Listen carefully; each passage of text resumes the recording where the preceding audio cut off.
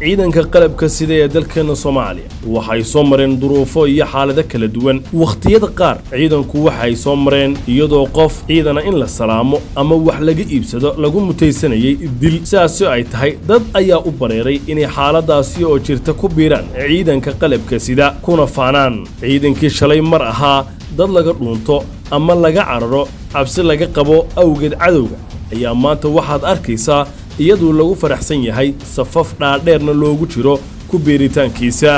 dhalinyaradii ku dhalatay dalka intii burburku jiray isla markaana wax ku bartay ayaa ah kuwa haatan ku beeraya ciidanka qalabka sida waxaanu leeyahay xeriyo iyo iskuulo la isku qoro taasina waxay ku timid nafhurnimo iyo go'aan adag oo ay shalay qaateen geesiyaal ka tirsan guud ahaan ciidanka qalabka sida gaar ahaan ciidanka xoogga dalka Soomaaliyeed haatan ciidankeenu waxa uu dirayaa baaqaasi waa maxay muwaadin haddaba muwaadin dal kasta oo leh ciidan xooggan oo dunida ka tilmaaman taariikhdu waxayna baraysaa in ciidankaasi uu wax ku yahay garab istaaga shacabkiisa sidaasi daraaddeed ay markasta ciidankeenu waxay nagu baraarujinayaan